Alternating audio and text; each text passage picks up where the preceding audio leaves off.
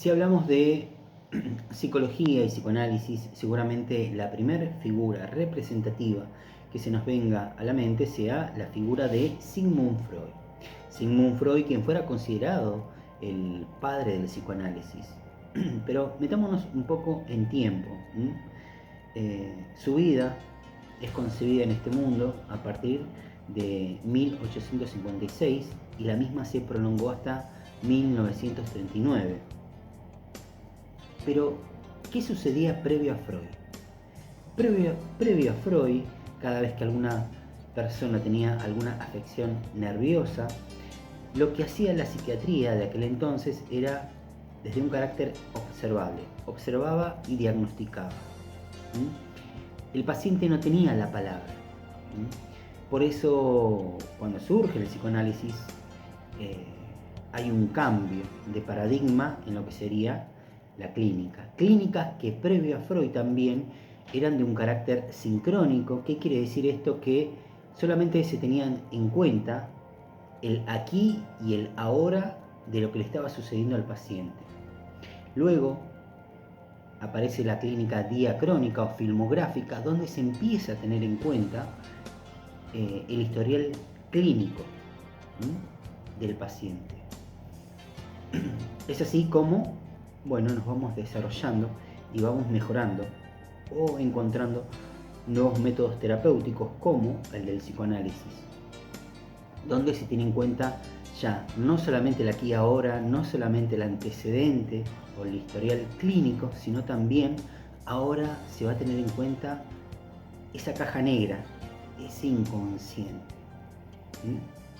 Pero metámonos un poquito en lo que fue la formación de Sigmund Freud y cómo llegó a concebir el psicoanálisis, cómo llegó a concebir el inconsciente, cómo llegó a concebir la asociación libre, que sería el método que utiliza el psicoanálisis en la clínica.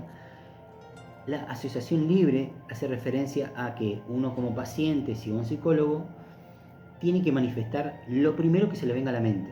No hay algo taxativo o específico que uno tenga que empezar a desarrollar.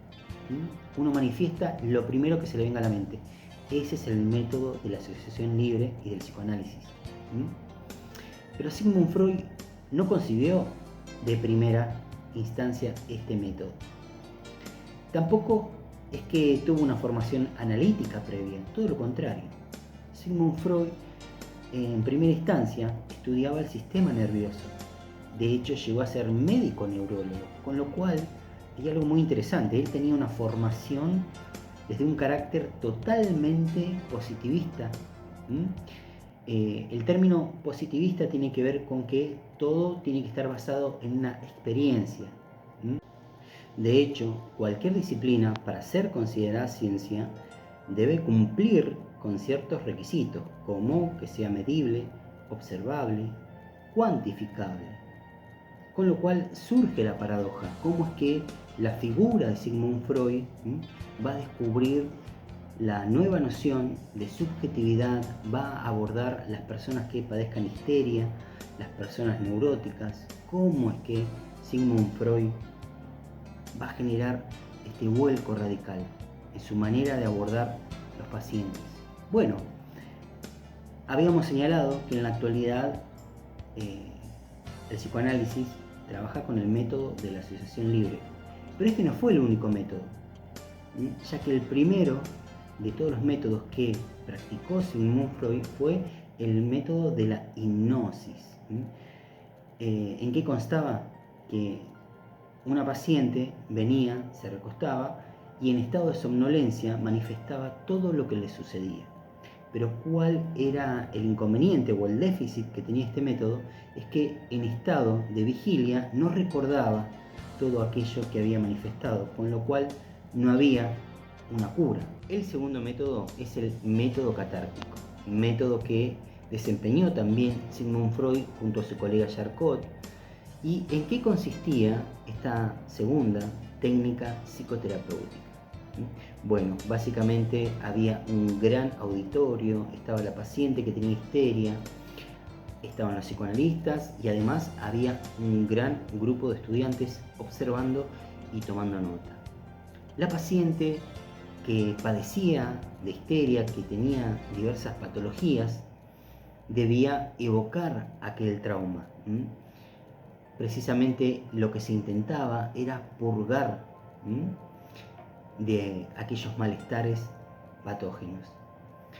Sin embargo, Sigmund Freud no se quedó con este método, ya que tenía una mirada oscurantista y donde además otra de las críticas es que la paciente siempre era sugestionada.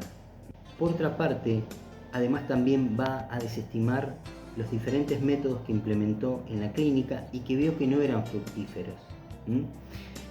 Y es así como Sigmund Freud va a inaugurar la asociación libre, el tercer método. Método que en la actualidad se está implementando en las clínicas, donde el paciente tiene la palabra y a partir de la palabra puede simbolizar aquello que le está sucediendo. Para eso hay un largo recorrido en la búsqueda del inconsciente y de aquellos traumas que, bueno, en algunas ocasiones están en la actualidad y que, bueno, hay que desanudar dichos nudos que hay en el inconsciente y que es un recorrido. De esta manera, Sigmund Freud inauguró la asociación libre. Nos estamos viendo.